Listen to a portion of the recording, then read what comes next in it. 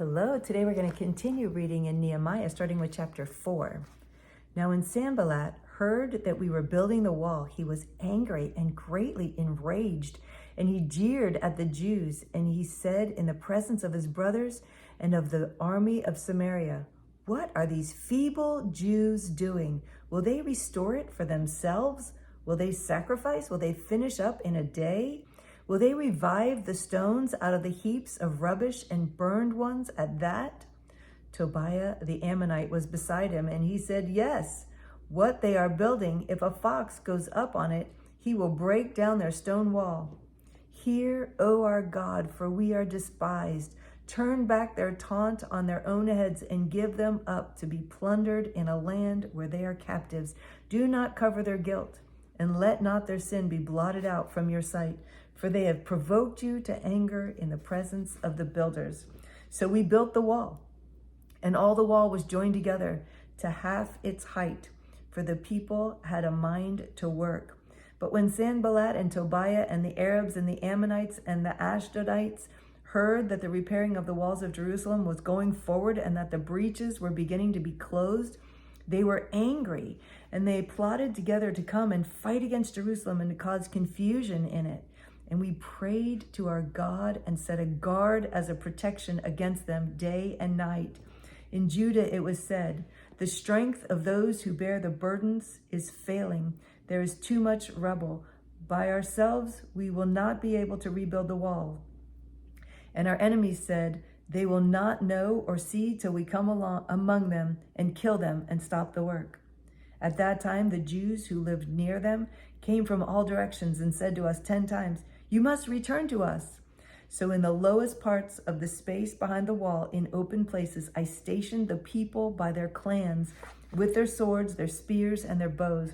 And I looked and arose and said to the nobles and the officials and to the rest of the people, "Do not be afraid of them. Remember the Lord, who is great and awesome, and fight for your brothers, your sons, your daughters, your wives, and your homes." When our enemies heard that it was known to us and that God had frustrated their plan, we all returned to the wall, each to his work. From that day on, half of my servants worked on construction, and half held the spears, shields, bows, and coats of mail. And the leaders stood behind the whole house of Judah, who were building on the wall. Those who carried burdens were loaded in such a way that each labored on the work with one hand and held his weapon with the other. And each of the builders had his sword strapped at his side while he built. The man who sounded the trumpet was beside me. And I said to the nobles and the officials and to the rest of the people, "The work is great and widely spread, and we are separated on the wall far from one another. In the place where you hear the sound of the trumpet, rally to us there. Our God will fight for us." So we labored at the work, and half of them held the spears from the break of dawn until the stars came out. I also said to the people at that time, "Let every man and his servant pass the night within Jerusalem, that they may be a guard for us by night and may labor by day." So neither I nor my brothers nor my servants nor the men of the guard who followed me, none of us took off our clothes. Each kept his weapon at his right hand. Wow.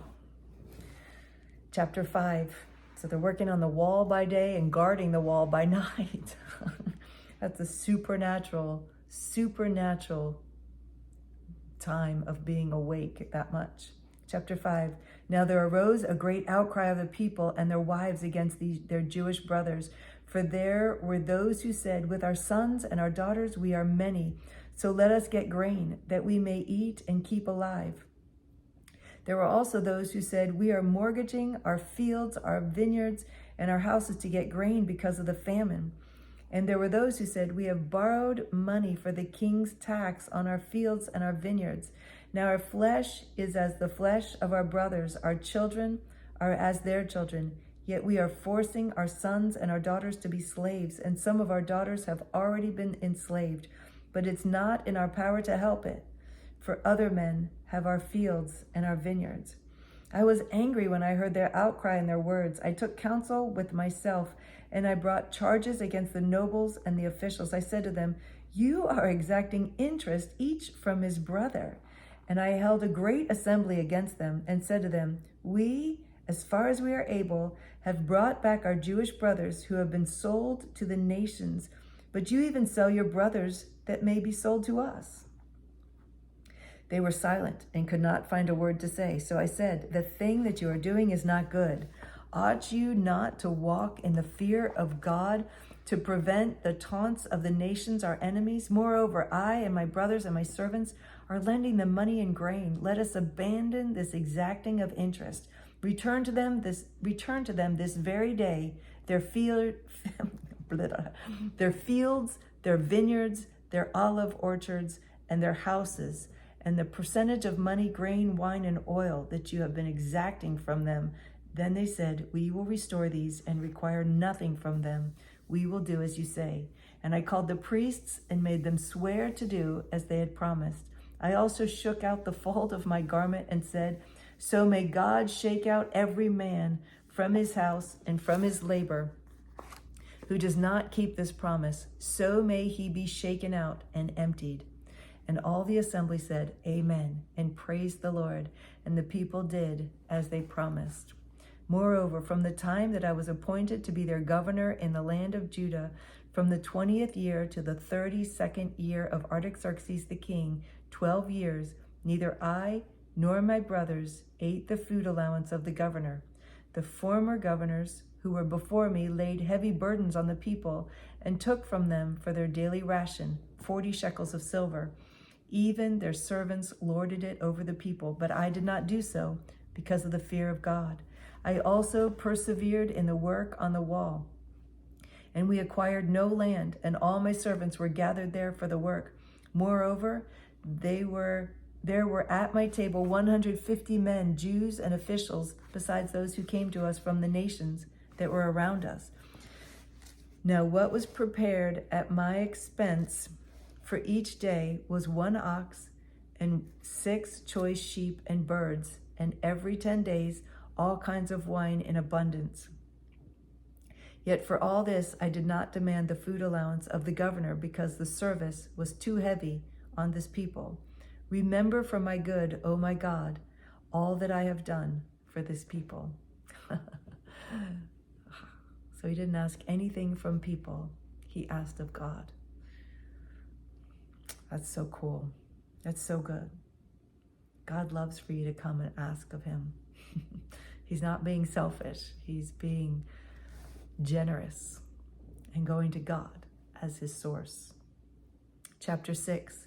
Now when Sanballat and Tobiah and Geshem, the Arab, and the rest of our enemies heard that I had built the wall and that there was no breach left in it, although up to that time I had not set up the doors in the gates, Sanballat and Geshem sent to me, saying, come and let us meet together at Hakabphirim in the plain of Ono.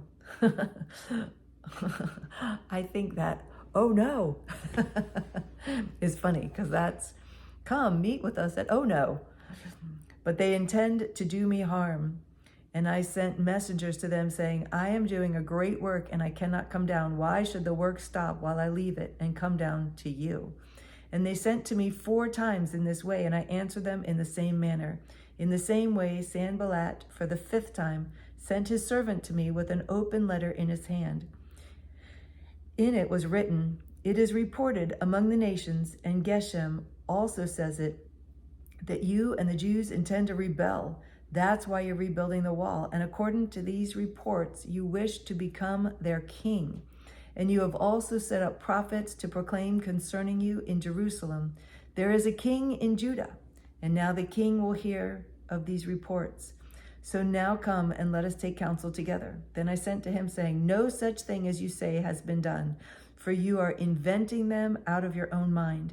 For they all wanted to frighten us, thinking their hands will drop from the work, and it will not be done. But now, O God, strengthen our hands. Now when I went into the house of Shemaiah the son of Delaiah, son of Mehetabel, who was confined to his home, he said, let us meet together in the house of God within the temple. Let us close the doors of the temple, for they are coming to kill you. They are coming to kill you by night. But I said, should such a man as I run away? And what man such as I could go into the temple and live? I will not go in. And I understood and saw that God had not sent him, but he had pronounced the prophecy against me, because Tobiah and Sanballat had hired him. For this purpose he was hired, that I should be afraid and act in this way and sin, and so they could give me a bad name in order to taunt me. Wow. He had the wisdom to know that meeting in the temple was not a good thing. He was being set up, and God gave him wisdom to see that. Verse 14. Remember Tobiah and Sanballat, oh my God, according to these things that they did, and also the prophetess Noadiah, and the rest of the prophets who wanted to make me afraid. So the wall was finished on the 25th day of the month Elul, in 52 days. Wow. And when all our enemies heard of it, all the nations around us were afraid and fell greatly in their own esteem, for they perceived that this work had been accomplished with the help of our God. They knew it was impossible. But with God, all things are possible. Moreover, in those days, the nobles of Judah sent many letters to Tobiah, and Tobiah's letters came to them. For many in Judah were bound by oath to him, because he was the son-in-law of Shechaniah, the son of Erah. And his son Jehohanan had taken the daughter of Meshullam, the son of Berechiah, as his wife. Also they spoke of his good deeds in my presence and reported my words to him. And Tobiah sent letters to make me afraid. Okay, so that's all for today. It's fun. It's fun to read these stories. I mean, they're not, I say stories, but they're true. They're true accounts of what happened. It's so cool that someone took the time to write this down for us. There's so much we can learn in this. So thank you for joining me today as we read. Tomorrow we'll pick up in Nehemiah chapter 7. I love you so much. See you tomorrow. Bye.